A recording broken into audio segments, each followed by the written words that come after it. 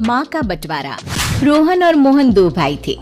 दोनों की शादी हो जाती है, लेकिन शादी के बाद दोनों के बीच एक नई लड़ाई की शुरुआत होती है। और लड़ाई इस बात की कि माँ को रखेगा कौन। देखो रोहन, इस बार मैंने माँ को पूरे 8 दिन ज्यादा रखा।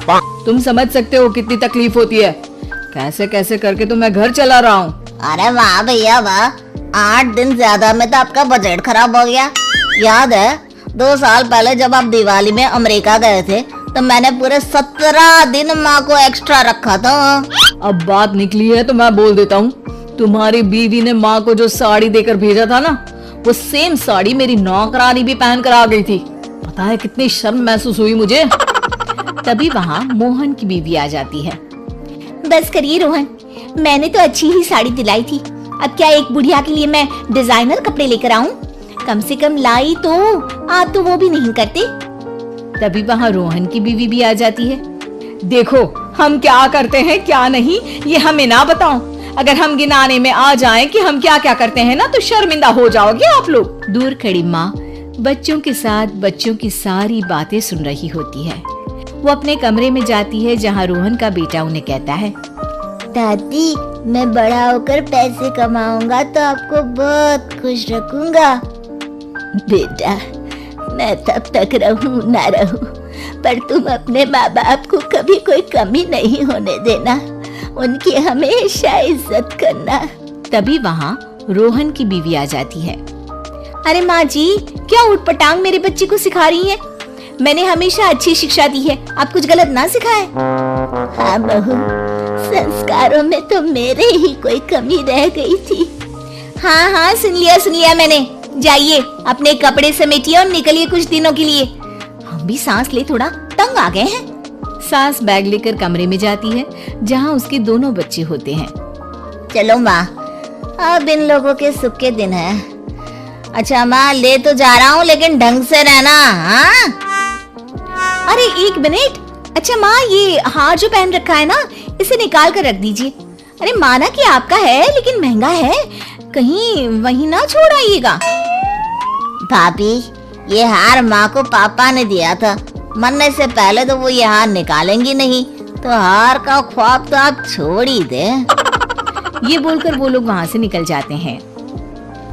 देखो मुझे तो तुम मेरे मायके ही उतार दो, मैं तो इस बुढ़िया के साथ रहने से रही। अरे ये क्या बोल रही हो? माँ सुन रही है ना? सुन रही है तो सुने ना, डर नहीं पड़ा मुझे किसी का। अरे बेटा जरा साइड में रोक ले, न सामने मंदिर दिख रहा है ना, वहाँ भगवान को हाथ जोड़कर आती हूँ। मोहन गाड़ी रोक देता है। माँ उतर जाती है।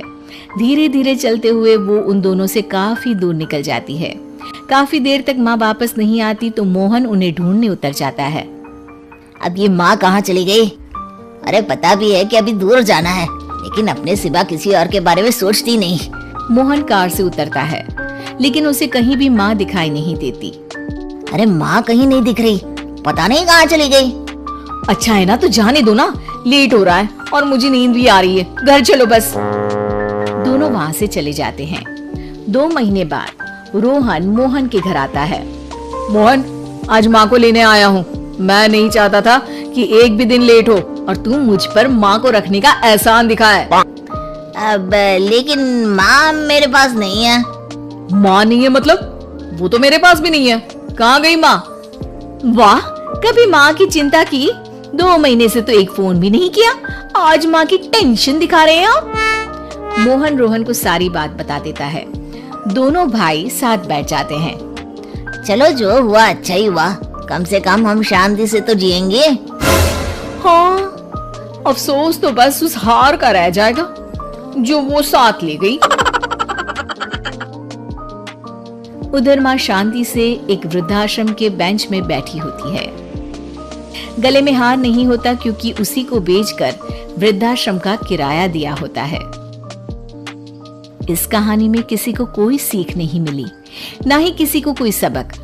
कारण अगर सबक और सीख से लोग अपने वृद्ध माँ बाप की सेवा करते, उनकी इज्जत और मान सम्मान करते, तो शायद इस देश से वृद्धाश्रम हमेशा हमेशा के लिए बंद हो जाते। तो इस कहानी का अंत यही स्वीकार करें।